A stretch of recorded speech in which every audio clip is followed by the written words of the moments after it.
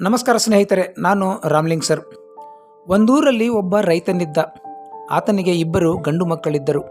ತನ್ನ ದೊಡ್ಡ ಮಗ ವಯಸ್ಸಿಗೆ ಬಂದಿದ್ದರಿಂದ ಆತನಿಗೆ ಮದುವೆ ಮಾಡಿಸುತ್ತಾನೆ. ಕೆಲವು ತಿಂಗಳುಗಳ ನಂತರ ಆ ರೈತ ಸಾವನ್ನಪ್ಪುತ್ತಾನೆ. ದುರದೃಷ್ಟವಶಾತ್ ಆ ರೈತನ ಎರಡನೇ ಮಗನ ಆರೋಗ್ಯ ಕೆಡುತ್ತದೆ. ನಿರಂತರ ಜ್ವರದಿಂದ ಆತ ಹಾಸಿಗೆ ಹಿಡಿಯುತ್ತಾನೆ. ಆರಂಭದಲ್ಲಿ ಆತನ ಅಣ್ಣ ಮತ್ತು ವೈನಿ ಇಬ್ಬರು ಚೆನ್ನಾಗಿ ನೋಡಿಕೊಳ್ಳುತ್ತಾರೆ. ಆದರೆ ಆರೋಗ್ಯದಲ್ಲಿ ಯಾವುದೇ ಸುಧಾರಣೆಯಾಗುವುದಿಲ್ಲ. ಸಾಕಷ್ಟು ಹಣ ಖರ್ಚು ಮಾಡಿದ್ದರು. ಮುಂದೆ ಈತ ಬದುಕಿದರೆ ಆಸ್ತಿಯಲ್ಲಿ ಅರ್ಧ ಪಾಲು ನೀಡಬೇಕಾಗುತ್ತದೆ ಎಂಬ ದುರಾಲೋಚನೆ ಬರುತ್ತದೆ. ಹಾಗಾಗಿ ತನ್ನ ಮೈದುನನನ್ನು ಸಾಯಿಸಲು ತನ್ನ ಪತಿಗೆ ಕಿವಿ ತುಂಬುತ್ತಾಳೆ. ಪತ್ನಿಯ ಮಾತು ಕೇಳಿ ಆಹಾರದಲ್ಲಿ ವಿಷ ಬೆರೆಸಿ ತನ್ನ ಸ್ವಂತ ತಮ್ಮನನ್ನು ಅಣ್ಣ ಸಾಯಿಸುತ್ತಾನೆ. ಆಗ ಗಂಡ ಹೆಂಡತಿ ಇಬ್ಬರು ಖುಷಿ ಖುಷಿಯಾಗಿ ಜೀವನ ಸಾಗಿಸುತ್ತಾರೆ. ಆಸ್ತಿಯಲ್ಲಿ ಅರ್ಧ ಪಾಲು ಕೊಡುವುದು ತಪ್ಪಿತು ಎಂದು ಒಳಗೊಳಗೆ ಸಂತೋಷ ಪಡುತ್ತಿರುತ್ತಾರೆ. ಒಂದೆರಡು ವರ್ಷ ಕಳೆದ ನಂತರ ಅವರಿಗೆ ಗಂಡು ಮಗು ಜನನವಾಗುತ್ತದೆ. ಮಗು ಸಹ ದೊಡ್ಡವನಾದ ಮೇಲೆ ಕೆಲಸ ಮಾಡಿ ಮನೆ ಕಟ್ಟಿಸುತ್ತಾರೆ, ಜಮೀನು ಖರೀದು ಮಾಡುತ್ತಾರೆ. ಮಗ ದೊಡ್ಡವನಾಗಿದ್ದರಿಂದ ಮದುವೆ ಮಾಡಿಸಲು ಯೋಚನೆ ಮಾಡುತ್ತಿರುತ್ತಾರೆ. ಆಗ ಆ ಬಾಲಕನಿಗೆ ವಿಪರೀತ ಜ್ವರ ಬಂದು ಹಾಸಿಗೆ ಹಿಡಿಯುತ್ತಾನೆ. ವೈದ್ಯರಿಗೆ ತೋರಿಸುತ್ತಾರೆ. ಆದರೂ ಜ್ವರ ಕಡಿಮೆಯಾಗುತ್ತಿರಲಿಲ್ಲ. ತನ್ನ ಮಗನಿಗಾಗಿ ಆಸ್ತಿಯನ್ನೆಲ್ಲ ಮಾರಾಟ ಮಾಡುತ್ತಾನೆ.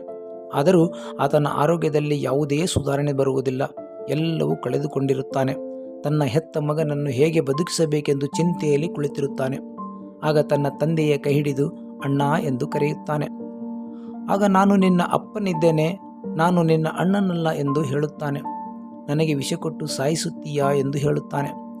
ಏನಾಗಿದೆ ನಿನಗೆ, ಹೀಗೇಕೆ ಮಾತಾಡುತ್ತಿದ್ದೀಯಾ ಎಂದಾಗ, ಹಿಂದೆ ನೀನು ನಿನ್ನ ತಮ್ಮನನ್ನು ವಿಷ ಕುಡಿಸಿ ಸಾಯಿಸಿದ್ದೀಯ. ನಿನ್ನ ತಮ್ಮನೇ ಈಗ ನಾನು ನಿನ್ನ ಮಗನಾಗಿ ಜನಿಸಿದ್ದೇನೆ ಎಂದಾಗ ಅವರಪ್ಪ ಒಂದೇ ಸವನೆ ಕಣ್ಣೀರಾಕುತ್ತಾನೆ. ನಾನೀಗ ಬದುಕುವುದಿಲ್ಲ, ನೀನು ಮಾಡಿದ ಕರ್ಮದಿಂದಲೇ ನಾನು ಸಾಯಬೇಕಾಗುತ್ತದೆ ಎಂದು ಮಗ ಹೇಳಿದಾಗ ಅವನಪ್ಪ ಅವನೆದುರೇ ಬಿಕ್ಕಿ ಬಿಕ್ಕಿ ಹೇಳುತ್ತಾನೆ. ನೀನು ಆಸ್ತಿ ಪಾಲು ಕೊಡಬೇಕಾಗುತ್ತದೆ ಎಂದು ತಮ್ಮನನ್ನು ಸಾಯಿಸಿಬಿಟ್ಟೆ. ಈಗ ನನ್ನ ಉಳಿಸಲು ಇದ್ದ ಆಸ್ತಿಯನ್ನೆಲ್ಲ ಮಾರಾಟ ಮಾಡಿಬಿಟ್ಟೀಯ. ಈಗ ನಿನ್ನ ಹತ್ರ ಏನೂ ಉಳಿದಿಲ್ಲ ಎಂದು ಮಗನೂ ಕಣ್ಣೀರು ಹಾಕುತ್ತಾನೆ. ಇನ್ನು ಸ್ವಲ್ಪವೇ ಸಮಯದ ನಂತರ ಆ ಮಗ ಸಾವನ್ನಪ್ಪುತ್ತಾನೆ. ಮಗನ ಸಾವಿನ ದುಃಖದಲ್ಲಿ ತಾನೂ ಸಾವನ್ನಪ್ಪುತ್ತಾನೆ. ತಂದೆ ಮಾಡಿದ ಕರ್ಮದಿಂದಲೇ ತನ್ನ ಮಗನ ಸಾವುಂಟಾಗುತ್ತದೆ. ಹಾಗಾಗಿ ಹಿರಿಯರು ಹೇಳುತ್ತಾರೆ, ನಾವು ಮಾಡಿದ ಕರ್ಮ ನಮ್ಮ ಮಕ್ಕಳಲ್ಲಿ ಬರುತ್ತದೆ ಎಂದು. ಜೀವನದಲ್ಲಿ ಎಷ್ಟೇ ಕಷ್ಟ ಬರಲಿ ಸಾಧ್ಯವಾದಷ್ಟು ಒಳ್ಳೆಯ ಕೆಲಸ ಮಾಡಬೇಕೆಂದು ಈ ಕತೆ ಹೇಳುತ್ತದೆ. ಕೆಟ್ಟವರಿಗೆ ಆರಂಭದಲ್ಲಿ ಸುಖ ಸಂತೋಷ ಸಿಗುತ್ತದೆ, ಆದರೆ ಅಂತ್ಯದಲ್ಲಿ ಬಹಳ ಕಷ್ಟ ಬರುತ್ತದೆ. ಈ ಕತೆ ನಿಮಗೆ ಇಷ್ಟವಾದರೆ ಲೈಕ್ ಮಾಡಿ, ಕಮೆಂಟ್ ಮಾಡಿ, ಸಬ್ಸ್ಕ್ರೈಬ್ ಮಾಡಿ. ಮತ್ತೊಂದು ಕುತೂಹಲಕಾರಿ ಮಾಹಿತಿಯೊಂದಿಗೆ ಭೇಟಿಯಾಗೋಣ. ನಮಸ್ಕಾರ.